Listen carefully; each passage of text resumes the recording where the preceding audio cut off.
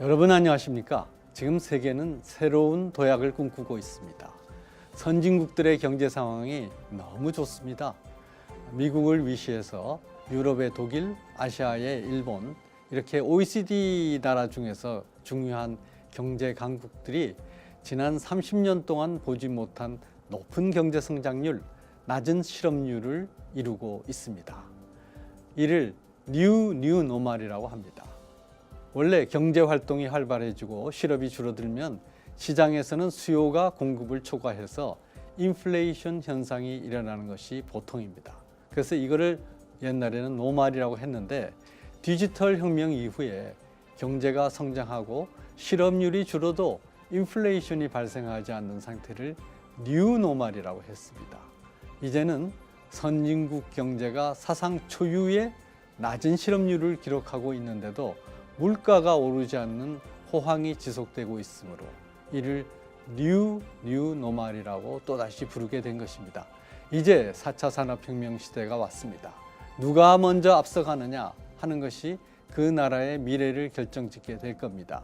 그래서 이각범의 화쟁토론, 오늘은 세계의 변화와 한국의 주제라는 기치 아래 전문가분들과 얘기 나눠보도록 하겠습니다.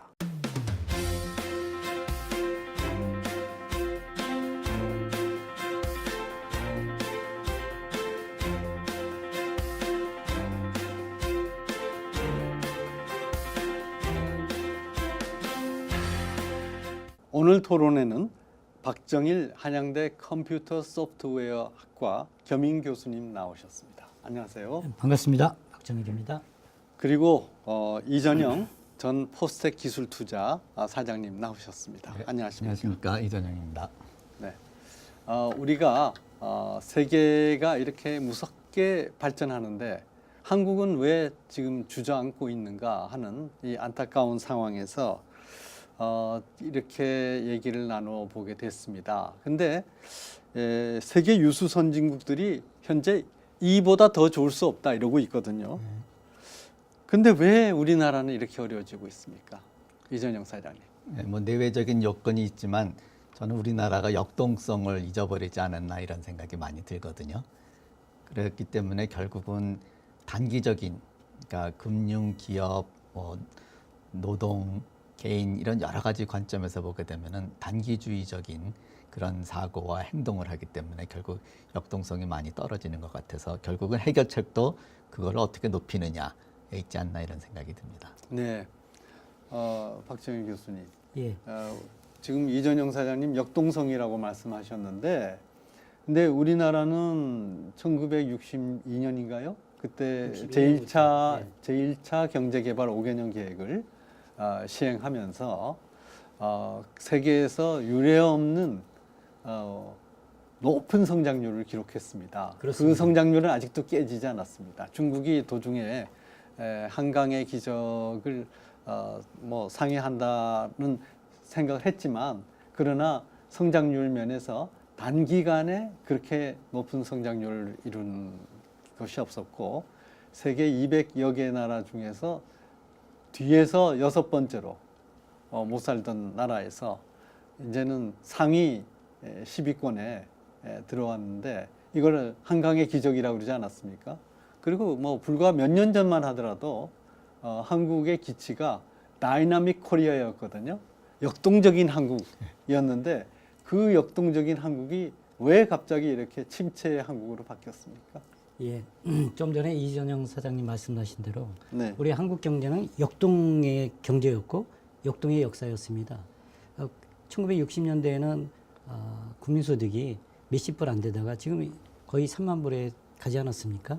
전 세계적으로 50 클럽이라고 있습니다. 2만 불 이상, 5천만 인구 이상.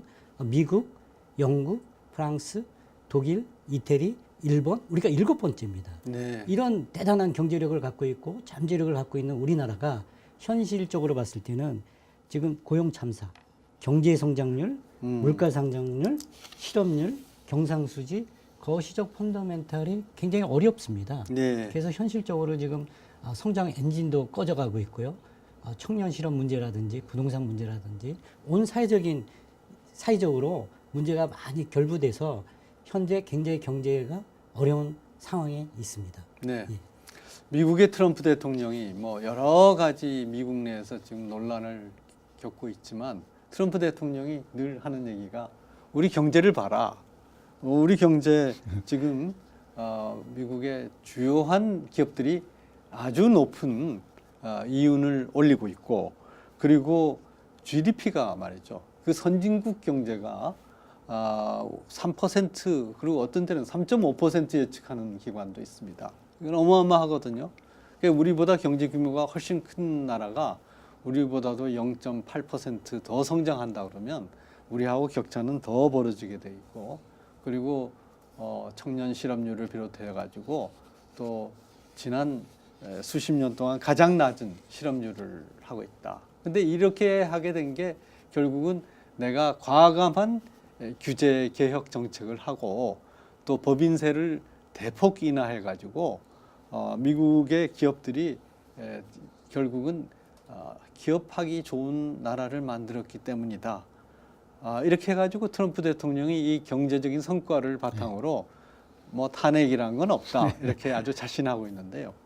그런데 일본 경우도 뭐 아베 총리 나오고서 우리가 여러 가지로 아베 총리 참 잘못한다 이렇게 우리나라 입장에서 그랬지만 아베노믹스는 성공한 것으로 보입니다. 그래서 정말 그 침체 터널에 갇혀 있던 일본 경제가 그 터널을 확 벗어나면서 이제는 아시아의 청년들을 일본의 일자리로 끌어들이기까지 하고 그렇죠. 있거든요. 일본에는 그야말로 지금 이전영 사장님 말씀하셨던 역동성이 넘치고 있습니다. 10년 전 우리나라와 비교하면 일본은 침체 터널에 있고 우리는 앞서간다 이렇게 생각하고 있었는데 그 사이에 바뀌었습니다. 그리고 우리나라에 지금 혁신 기업이 있느냐? 혁신 기업이 있어야지 역동성이 있지 않겠습니까? 근데 2014년에 삼성은 세계 혁신 기업의 서열 4위로 올랐는데 지금 이 관리의 삼성이 여러 가지 도전 속에서 그 지위를 잃어가고 있습니다. 이렇게 문제가 심각한데 그 역동성을 가지려면 결국은 혁신 기업이 많이 존재해가지고 끌고 가야 되고 미국도 결국은 그렇죠. 그 세계의 유수한 재벌들이 다 요새 새로 나온 혁신 기업에서 나왔는데 근데 어떻게 보십니까? 결국 미국과 일본의 케이스를 보게 되면요, 그 정부가 추구하고자 하는 메시지가 분명한 것 같아요. 그것에 뭐 선호는 있지만 메시지가 분명하고 거기서 만든 모델이 결국 어떤 한 방향성을 갖기 때문에 많은 사람들이 거기 맞춰서 행동을 하게 되면은 서로 윈윈할 수 있겠다 하는 그런 생각을 갖고 있기 때문에 네. 저는 역동성이 생긴다고 생각하거든요. 네, 그런 관점에서 보면은 우리나라는 현재 옛날에는 그런 모델이 있어서 그렇게 하면 될 것 같다. 모두가 참여할 수가 있었는데 지금은 그런 방향성이 조금 분명치가 않아서 거기서 좀 많이 생기는 것 같고요.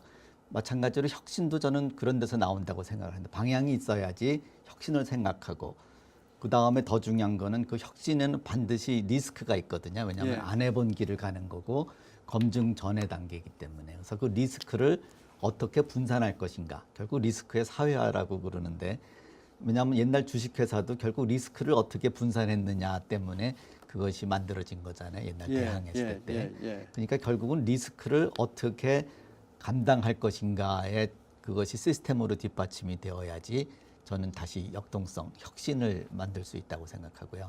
그런 방향과 혁신이 이제 결정이 되면은 사람들이 다시 내가 뭘 해야 되겠다는 거는 각자 찾을 것 같아요. 그건 정부에서 주도하는 게 아니라 각자 찾아야 되는 문제 아닌가 이렇게 생각을 합니다. 지금 이사장님께서 말씀하셨는데요. 미국 경제는 호황입니다. 네. 지금 경제 GDP가 4% 성장이고요. 경제 성장률은 2.9%입니다. 물가, 고용이 전부 다 안정된 상태거든요. 그 IMF에 따르면 2010년 미국에서는 실업률이 9.6%였는데 올해는 3.9%. 독일 같은 경우는요.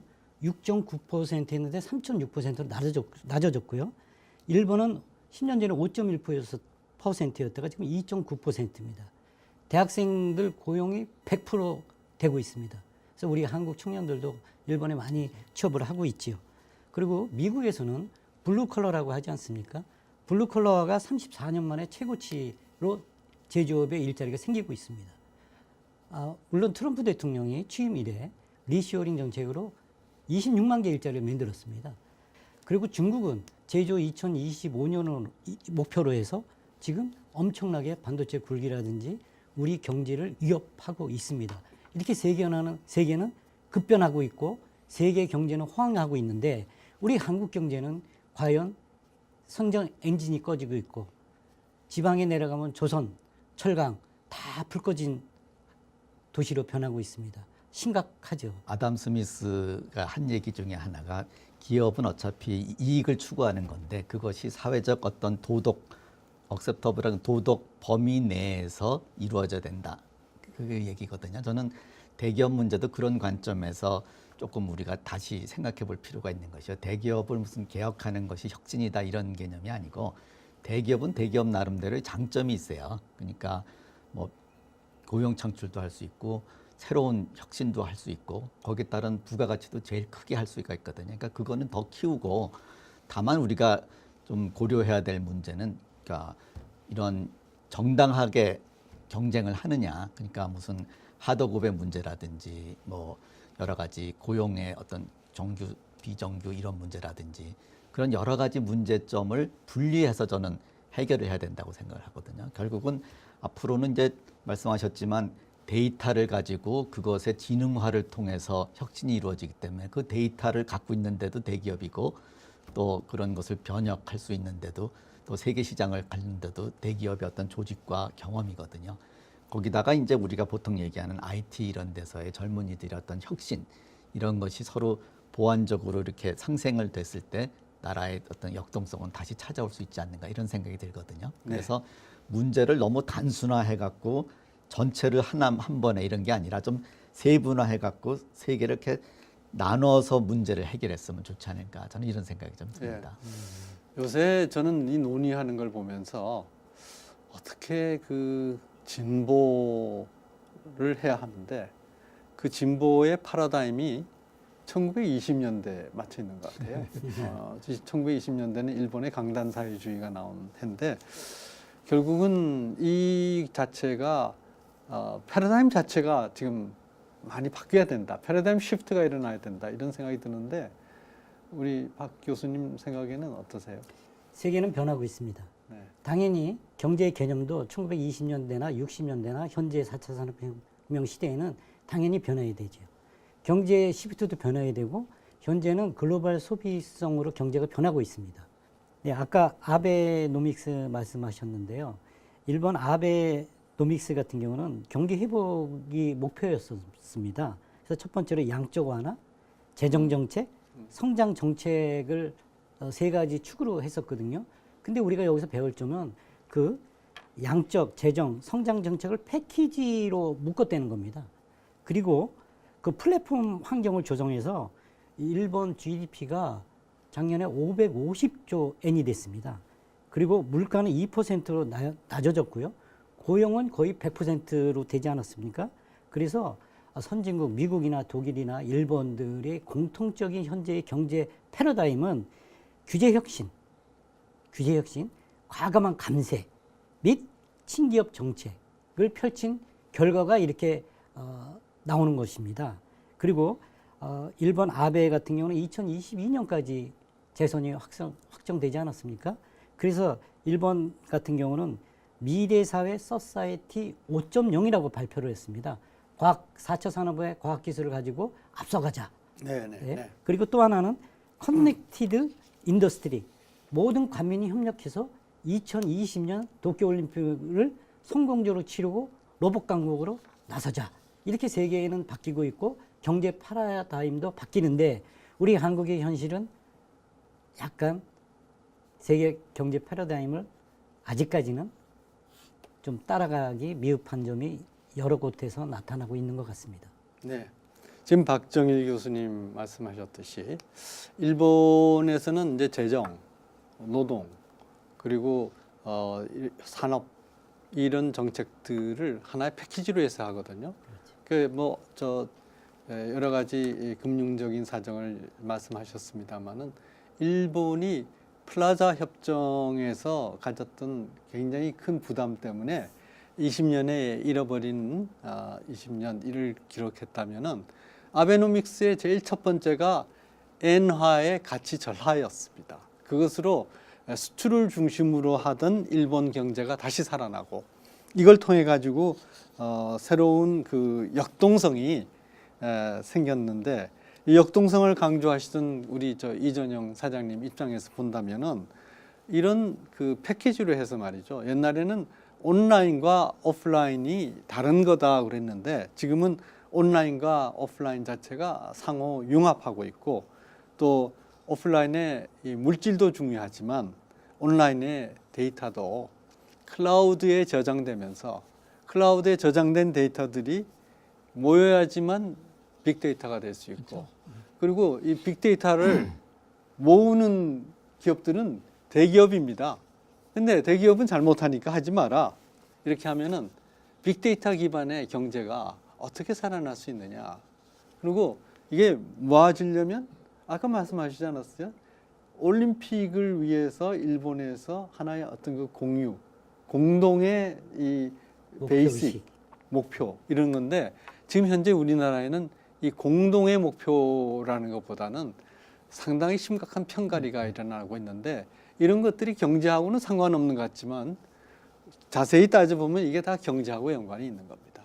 그러니까 저는 사회는 어차피 변하게 돼 있어요. 그 네. 변화에 맞춰 갖고서는 이제 발전 모델을 짜야 되는데 사실은 그 약자에 대한 그런 어떤 시스템을 다시 보완하는 것도 저는 필요한 시점은 왔다고 생각을 해요. 근데 이제 문제는 어딨냐면은 여러 좋은 아이디어가 하나의 어떤 시스템 안에서 균형을 맺어야 되거든요. 거기서 방향과 속도와 이런 것이 있어서 전체 시스템이 긍정적으로 가게 만들어줘야 되는데 각자만 주장하다 보면은 뭐 요새 흔히 얘기하는 무슨 근로시간 단축이라든지 뭐 최저임금 이런 것들이 각자는 의미가 있는데 그것이 시스템에 잘 융화가 안 됐기 때문에 여러 가지 문제가 생기는다고 좀 보거든요. 그래서 그런 시스템적 사고를 해갖고 그것이 모델이고 그것이 긍정적으로 그 작동한다라는 것이 확신을 줘야지 사람들이 다 거기에 맞춰갖고 일을 할 수가 있거든요. 그래서 어떤 시스템이라는 사고를 좀 우리가 가져야 되는 거 아닌가 생각이 들고요. 또 경제는 과거에 우리 한국 경제는 대기업의 수출 주도형으로 했습니다. 근데 4차 산업혁명 시대는 일자리도 대기업의 고용 없는 성장보다는 중소기업, 벤처기업에서 많이 나오거든요. 아까 말씀하셨다시피 빅데이터에서 빅을 빼면 데이터입니다. 데이터는 옛날부터 있었습니다. 4차 산업혁명의 핵심으로 AI, 인공지능, 가상, 현실, 로봇, 5G 플러스 빅데이터입니다. 중국에 구이양시라고 있습니다. 2017년 같은 경우는 구이양시의 GDP의 33%를 빅데이터가 담당하고 있습니다. 사업이. 그래서 기업이 1000개가였던 게 8,900개로 늘었거든요. 그래서 중국은 거대한 빅데이터 시장입니다. 그리고 기업들도 미국 기업에서는 빅데이터를 갖다가 86%를 사용하고 있는데 현재 우리나라는 1.6%밖에 사용 안 하고 있습니다. 그래서 21세기 4차 산업혁명 시대는 어차피 빅데이터 시대가 된다. 거기에 우리도 빨리 적응해야 되고 쫓아가야 된다고 생각합니다. 빅데이터에서 중요한 거는 네. 결국은 데이터가 많다고 빅데이터가 아니고요. 데이터가 굉장히 정제돼 있어야지 돼요. 그러니까 오래된 데이터 많아봐야 더 잘못된 판단을 내릴 수 있듯이. 그래서 제일 중요한 거는 세 가지라고 좀 봅니다. 공유를 위해서 첫 번째 머신 리더블. 그러니까 기계가 읽을 수 있는 형태로 데이터가 모여야지 돼요. 이게 다 각자 다른 포맷으로 돼 있으면 사실 의미가 없거든요. 두 번째는 그러니까 러너블. 기계가 배울 수 있게 해줘야지 AI가 그 데이터를 쓸 수 있거든요. 그다음에 세 번째는 머신 언더스탠더블. 그래서 기계가 그 맥락을 이해할 수 있게 돼 있어야지 그게 공유가 가능해지는 거거든요. 그래서 그냥 사람들이 데이터가 많으면 활용도가 높아질 것이다. 그런 거는 아니고요. 앞으로는 AI도 공짜가 되고 이제 클라우드, 컴퓨팅 파워도 공짜가 되고 데이터만 돈이 되거든요. 그러니까 그 데이터를 돈이 되게 하는 걸로만 만들어줘도 굉장히 많은 일자리가 생기지 않을까 저는 생각합니다. 네, 컴퓨터 사이언스를 하시는 우리 이전영 사장님이 이 빅데이터에 대한 정의를 해주셨는데요. 이제 문제는 이렇게 그 빅데이터 기반의 새로운 서비스가 발전하고 있는데 그런 새로운 서비스가 발전하는 데 대해서 우리나라가 지금 얼마나 개방적이냐 하는 거 아니겠습니까? 어떻게 보십니까, 박정희 교수? 네, 지금 빅데이터 말씀하시고 계시는데요. 일본이나 실리콘밸리에서는 데이터를 이용해서 새로운 비즈니스가 굉장히 활발하게 되고 있습니다. 네. 예를 들면 일본 같은 경우는 나고야나 오사카에 택시 요금을 지불하지 않습니까? 타고 내릴 때 그런 거 위치를 갖다가 데이터를 전부 다 해서 과거 10년도 비 오는 날, 눈 오는 날, 뭐 사람이 바쁜 날 이렇게 다 분석을 해서 택시기사에 때 얘기를 합니다. AI가 데이터를 분석해서 지금 어디로 가면 손님이 있을 것이다. 근데 테스트를 했습니다. 운전사가 베테랑 운전사하고 AI 빅데이터를 활용하는 거하고 훨씬 AI 빅데이터를 활용한 게 손님을 많이 태웠었습니다. 그 미국 같은 경우는 소비 심리라든지 부동산이라든지 그 사람의 그 데이터를 전부 다 활용해 가지고요. 이 사람이 언제 부동산을 살 거고 그렇기 때문에 데이터가 전부 다 이메일로 오고 그러거든요.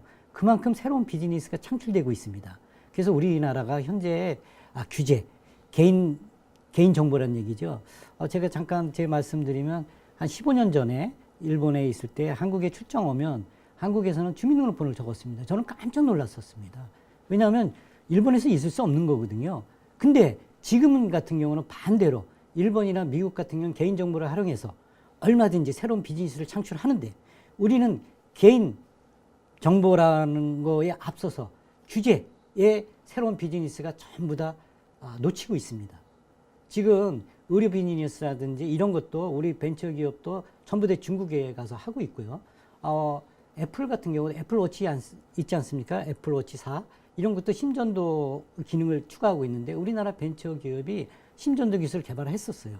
근데 그게 의료법에 걸려서 출시를 못하고 있습니다. 그래서 안타깝게 다 비즈니스 길을 놓치고 있는데 이 개인정보 규제라든지 규제 철폐 이게 지금 우리 대한민국 4차 산업혁명 시대는 화두가 되고 있습니다. 오늘 중점적으로 말씀드리고자 하는 것은 바로 이러한 그 새로운 시대의 혁신을 가로막고 있는 것이 낡은 시대의 이념이라는 것입니다. 왜 이 빅데이터 시대에 개인정보 보호를 그렇게 엄격하게 막고 있어가지고 이거는 산업화 시대에 경부고속도로를 뚫어놓고 그 경부고속도로에 여러 가지 이유로 이 차는 다닐 수 있고 저 차는 못 다니고 하는 거를 사전에 체크해서 체크하는데 2시간이 걸린다. 그러면 누가 고속도로를 타겠습니까? 지금 우리가 데이터 고속도로는 열려 있는데 데이터가 흐르지 못하는 것은 바로 이러한 규제 때문에 그렇다 하는 것을 말씀드리고 바로 그런 면에서 어떤 새로운 시대의 패러다임 시프트가 일어나야 되지 않느냐 하는 것을 말씀드립니다.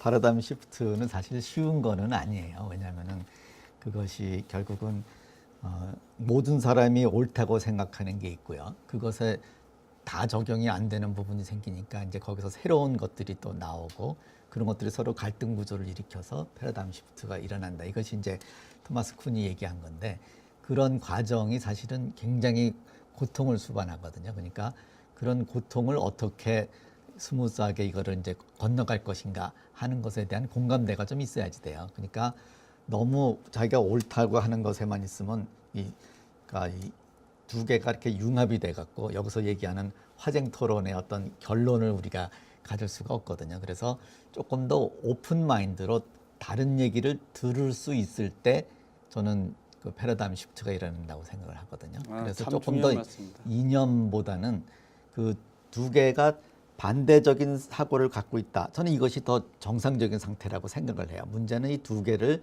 서로 듣고 새로운 하나를 만들려고 그래야 되는데 새로운 하나를 만들지 않으면은 결국은 갈등 구조만 나서 사회가 그 올바른 방향으로 못 가는 경우가 더 많거든요. 결국은 이런 화쟁, 융합 또는 이런 정반합의 사유 이것이 우리나라에서 현재 제일 필요한 거 아닌가 이런 생각이 좀 듭니다. 예. 어차피 경제에는 이념이 없지 않습니까? 패러다임 시프트가 그 세계는 변하고 있고요. 그래서 그 지금 개인정보 규제 말씀하셨는데요. 모바일 헬스가 있습니다. 근데 거기도 우리가 규제가 심해가지고 각 부처별, 그다음에 20년 전에 우리가 자율주행차를 제일 먼저 개발을 했었습니다. 근데 부처별 따로 뭐 각자 이기주의, 그다음에 의료 헬스도 마찬가지고요. 지금 전부 다 각자 이념에 집착해 돼 있고요. 그 집단에 대한 이기주의 이런 게 철폐가 돼야지 우리는 4차 산업혁명의 새로운 일자리를 만들 수가 있습니다. 그리고 정부도 플랫폼 정부가 돼야 됩니다. 아까 혁신성 말씀하셨는데 혁신성이라는 것은 플랫폼 글로벌 기업들이 대거 지금 선두에서 리딩하고 있지 않습니까? 세계 경제를. 구글이라든지 아마존이라든지 페이스북이라든지 그리고 파괴적인 혁신 플랫폼 기업도 있습니다. 쉽게 얘기하면 우버라든지 테슬라라든지 과거의 패러다임을 완전히 깨고 새로운 패러다임으로 기업의 새로운 일자리를 창출하는 그런 새로운 파괴적인 플랫폼 기업이거든요. 그리고 또 하나는 새로운 서비스를 제공하는 플랫폼 기업이 있습니다. 뭐 잘 아시겠지만 시멘스라든지 롤스로이스라든지 보잉이라든지 보잉 항공기에 대한 엔진에 대한 그런 데이터를 수집해서 새로운 서비스를 제출하지 않습니까? 그 데이터가 바로 제너럴 일렉트릭에 의해서 만들어집니다. 그렇기 때문에 말씀하셨듯이 경제의 패러다임은 이렇게 변하고 있습니다. 그렇죠. 예. 네. 지금 그 말씀하신 그대로입니다.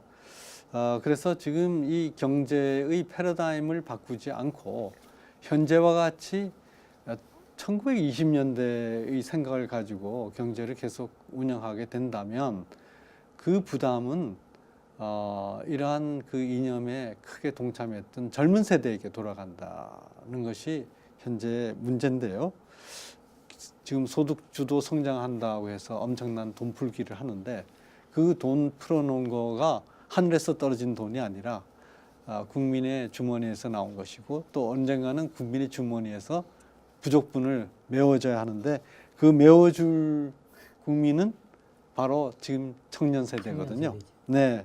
그리고 돈 풀기가 이게 풀 때는 좋은데 위기 국면이 지나가게 되면 그것이 재앙으로 온다고 합니다.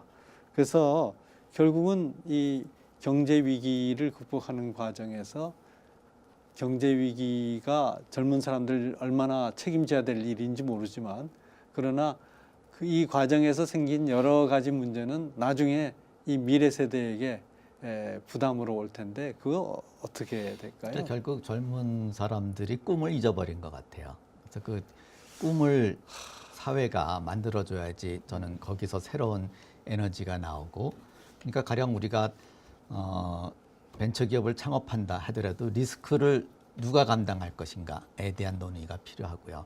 그 다음에 사실은 균등한 그러니까 지분 갖는 것도 저는 문제가 있다고 생각해요. 차등 지분을 갖게 해줘 갖고 경영권을 계속 가질 수 있게. 그러니까 미국 같은 경우는 그러니까 0.1센트의 주식을 가질 수 있거든요. 창업자는 다른 사람은 뭐 1불에 뭐 한 주 이런 식으로 하더라도 그러니까 그런 식으로 해갖고 경영권을 보장을 해주고 이익도 많이 가져가게 해줘야지 저는 거기서 새로운 꿈과 도전과 용기가 생긴다고 생각하거든요. 그래서 그런 것들을 조금 더 젊은이들이 꿈과 미래를 위해서 헌신할 수 있는 그런 걸로 바꿔주지 않으면은 지금같이 뭐 공무원이나 이런 안정적이고 길게 가고 리스크 전혀 택하지 않는 그러한 단기적이고 저리스크 저수익 이거는 사실 바꿔야 된다고 생각을 하거든요. 그래서 하이 리스크 하이 리턴으로 어떻게 사회를 바꿀 것인가 그런 것이 조금 더 시스템으로 서포트가 된다면은 내 생각에 많은 사람들이 결국은 그 생각을 바꾸지 않을까 해서 그 부분에 대한 좀 더 강조가 필요하다고 생각합니다. 네, 이와 같이 단기적인 처방이 아니라 기본적으로 미래 세대가 어떻게 새롭게 희망을 가지고 살아갈 수 있는 경제를 만드냐 하는 것이 관건인데요. 그동안 우리가 세계가 놀라는 그 고도 성장을 이룰 수 있었던 것은 수출 산업이 주도했기 때문입니다. 근데 그 수출 산업에서 아까 이전영 사장 말씀하셨던 역동성이 지금 떨어지고 있습니다. 이 수출 산업의 역동성이 떨어지는 것, 새로운 산업의 동력 어디서 찾을 수 있겠습니까? 네, 저는 그 우리나라가 수출에 성공한 것도 굉장히 우수한 인력 때문에 저는 그것이 가능했다고 보거든요. 네. 결국은 앞으로 모든 경제 문제도 그러니까 인력의 고도화가 필요하다고 생각하는데 현재 지금 우리나라에서 중고등 교육을 필요해서 대학 교육이 저는 아주 대대적으로 바뀌어야 된다고 생각합니다. 왜냐하면 이런 호노사피엔스라고 요새 이렇게 휴대폰을 든 사람들한테 필요 없는 지식을 너무 많이 가르치고 있고요. 그러니까 결국은 앞으로 필요한 거는 계속 배워야 되고 세상이 바뀐다는 거를 내가 계속 인지를 해야 되거든요. 그래서 세상이 변하는 것에 나를 동기화시켜서 세상이 어떻게 변하는지를 알고 내가 뭐를 준비해야 되고 뭐를 배워야 되고 그래서 평생을 이제는 배워야 되는 시대로 바꾸기 때문에 대학이나 개인의 어떤 배움의 자세 이런 것들이 저는 전반적으로 바뀌어야지만 경쟁력을 갖는다고 생각하고 그래야지 저는 일자리도 생긴다고 생각을 해요. 그러니까 지금 일자리의 문제는 전통적인 관점에서는 일자리가 부족하고 미스매치가 많지만 앞으로 새로 할 일에는 또 일자리가 굉장히 많이 필요하거든요. 그리고 수출도 결국 그런 데서 나온 경쟁력으로 수출을 해야 되기 때문에 저는 앞으로 수출 산업을 위해서도 그렇고 현재 있는 서비스의 고도화, 글로벌화를 위해서도 인력을 한번 종합적으로 이건 무슨 단기간에 해결될 건 아니지만 결국은 인력을 어떻게 교육시킬 것인가가 정부가 고민하고 사회 전체를 그렇게 갖고 가는 거고 비즈니스는 민간한테 맡기고 그러면 저는 방향성이 보이지 않을까 생각이 듭니다. 굉장히 좋은 말씀 하셨는데 어차피 사람이 제일하지 않습니까? 인재 제일이고 과학이 제일인데 지금 우리나라 경제를 보면 중국의 수출 현황을 보면요. 중국이 한 23%를 차지하고요. 미국이 한 17%를 차지합니다. 그래서 중국의 수출이 어려워지면 우리 경제는 어려워집니다. 근데 중국은 지금 제조 2025년을 목표로 지금 디스플레이, 반도체, 석유화학, 무선통신, 선박, 철강 거의 다 우리 경제를 위협하고 있습니다. 심지어 뭐 반도체는 몇 년 내에 따라온다고 그러지 않습니까? 지금 중국에서 제조 20년에 2020년에 20%를 작업률을 하는데 2030년에는 40%, 35년에는 70% 반도체 굴기를 한다고 합니다. 그리고 일례로 배터리 사업이 있지 않습니까? 근데 2030년에는 3천만 대, 2040년대는 중국에서 전기차 소유가 6천만 대 정도 된다고 합니다. 그래서 세계 제1의 파나소닉 일본 업체가 작년하고 올해 비교했을 때 매출이 반으로 급감했고요. 우리 LG도 마찬가지고 삼성 SDI도 마찬가지입니다. 왜냐하면 중국 정부가 과도하게 보조금을 지급합니다. 그래서 우리나라 제품이라든지 일본 제품의 배터리를 장착을 하면 보조금이 없습니다. 이만큼 지금 중국 같은 경우는 2025년 제조 세계 공장에서 제조 강국으로 발돋움하기 위해서 정부에서 엄청난 지원을 하고 있습니다. 그래서 일관성 있게. 그래서 우리 한국 경제가 한강의 기적을 이뤘듯이 인재의 4차 산업혁명에 맞는 대학교육 개혁을 통해서 인재 육성을 해야 되고 중국 정부와 같은 일관성 있는 정부의 산업정책 그것도 플랫폼 정부에 의한 통합, 융합에 대한 정책이 간절히 필요한 시기라고 생각이 듭니다. 네.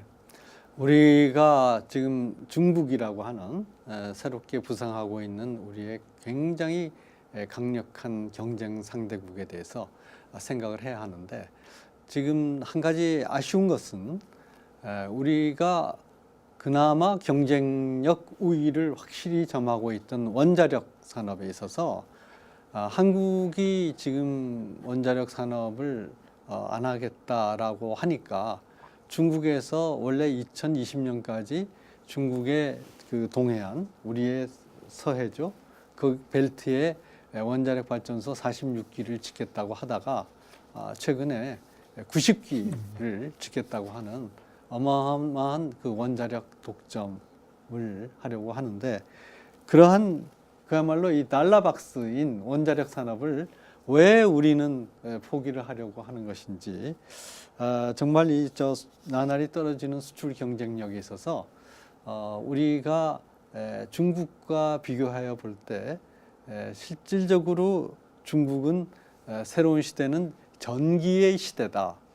그건 3차 산업혁명 때 이미 전기 에너지가 새로운 시대를 끌어간다는 것이 여러모로 다 증명이 됐고, 최근에 나오는 4차 산업혁명 시대에 무인 자동차라든지 이런 것들이 다 전기 에너지를 가지고 하는 것인데, 이런 측면에서 우리가 앞으로 어떻게 해야 될 것인지에 대해서 종합적인 것을 가지고 해야 되지 않을까 싶습니다. 이거를 종합적으로 마무리 지어서 생각한다면 과연 우리는 이 침체하는 한국 경제, 그리고 세계는 유례없는 호황을 구가하고 있고, 뭐 아까 우리 박정희 교수님 미국의 성장률이 올해 2.9%라고 말씀하셨습니다만은 조금 최근 통계는 이미 3.0%를 넘어서는 걸로 돼 있습니다. 그래서 2% 중간으로 떨어지는 한국 경제에 비해서 지금 미국이라는 그 큰 나라가 높은 성장률을 이루고 있다는 것 자체가 어마어마한 그 발전인데, 우리 이전영 교수님. 그러니까 저는 네. 아까 원자력도 말씀하셨지만 경쟁력이 어디서부터 나오는가에 대한 생각을 좀 해봐야 될 것 같거든요. 그러니까 우리가 위험을 인지하고 있고 그것이 관리 가능한 범위의 그 위험이라고 그러면은 사실은 관리가 가능한 거죠. 우리는 어떤 게 위험인지도 모르고 그것의 파생 효과가 어떤지도 몰랐을 때 그것이 위험한 거지, 그런 단계에 가 있는 거는 사실은 위험하지 않다고 생각하거든요. 그럼 이제 그런 것들을 어떻게 시스템으로 보완을 할 것인가, 이거를 논의해야 되는데 그 이전 단계에서 우리는 막혀 있는 것 같아요. 네. 이것이 어느 하나만의 문제가 아니라 모든 부분에 있어서 전문가의 의견과 또는 그런 사회 가치하고 의견하고 정반합을 이룰 수 있는 방법을 찾는 것이 모든 부분에서 저는 되어야지만 방향을 정할 수 있을 것 같아요. 왜냐하면 지금 방향이 없다는 데 문제거든요. 그러니까 역동성이 없는 거, 어느 방향으로 갈지 모르는데 리스크만 있으니까 결국 아무것도 안 하는 거거든요. 그래서 네. 사회가 전부 다 그렇게 가게 되면은 문제 해결되는 건 하나도 없어요. 그러니까 결국은 방향을 정하고 리스크를 어떻게 사회화해 갖고 분산할 것인가. 저는 벤처캐피탈 네. 사장을 오래 했지만 결국은 벤처의 위험성을 펀드 스트럭처를 통해 갖고 리스크를 어떻게 관리하느냐를 갖고서는 결국은 수익을 만드는 거거든요. 리스크를 없는 게 아니라 어떻게 관리 가능하게 만드느냐, 이것이 사회 역동성을 다시 가져올 수 있는 그런 하나의 좋은 방법이 아닌가 생각합니다. 원자력 말씀하셨는데요. 제가 데이터를 하나 갖고 나왔습니다. 네. 2018년 6월 기준인데요. 네. 킬로와트당 연료비 생산 원가거든요. 네. 거기서 보면 수력 있지 않습니까? 양수는 0원입니다. 네. 근데 원자력은 5.86원이고요. 네. 유연탄은 53원 97전입니다. 무연탄은 66원이 되고요. LNG는 91원, 그 다음에 유류는 158원이 됩니다. 이것만 보더라도 원자력은 굉장히 경쟁력이 있는 것이죠. 그리고 네. 우리나라 원자력의 일자리가 많이 있는데 앞으로 향후에 대해서 굉장히 염려스럽고요. 또 하나 우리 한국 경제가 주력 산업이 뭐 반도체라든지 여러 가지 있지 않습니까? 근데 중국의 스마트폰이 2012년만 해도 19.7%였습니다. 근데 작년에 0.7%로 완전히 철수 대상입니다. 현대자동차도 13년에 7%였다가 3% 이하로 급감하고 있습니다.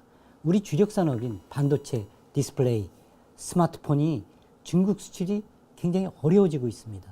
그래서 제가 말씀드리는 것은 우리 과거의 주력 산업이었던 선박, 조선, 철강, 중화학, 반도체, 자동차 이런 여러 가지 주력 산업의 경쟁력을 더 키우고 그다음에 새로운 4차 산업혁명에 맞는 신기술에 맞는 빅데이터, AI, 로봇, 뭐 기타, 바이오 이런 산업을 정부에서 집중적으로 일관성 있게 방향을 정해서 투자해야 되고 선택과 집중해야지만 한국 경제가 살아나야 된다고 생각합니다. 예.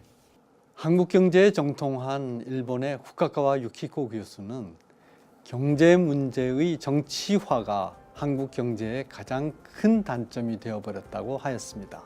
모든 게 이념 중심으로 시작되고 모든 정책이 정치적 이해관계에 의해서 결정되어 버린다고 하였습니다. 한국 경제의 장점이었던 무로부터 유를 창조하던 정신, 역동성, 집중적으로 순발력을 발휘하던 힘, 그리고 다음 세대를 위하여 희생하던 정신은 찾기 어렵게 되어버렸습니다. 시장 논리를 정부가 무시하고 마음대로 할 수 있는 것은 아닙니다. 일자리 정부를 표방하고 나선 정부에서 일자리 대란이 일어나고 부동산 정책을 세우면 강남 집값이 폭등하는 이유가 무엇인지 정부는 알아야 할 것입니다. 정치적인 것을 경제하고 분리해서 경제 논리에 맞게 하는 게 중요한 것 같아요 라고 말하는 후카가와 교수의 말을 듣기에 앞서서 시장은 바다와 같고 정부 정책은 바다 위에서 범선으로 항해하는 것과 같다는 사실을 우리가 되새길 필요가 있습니다. 감사합니다.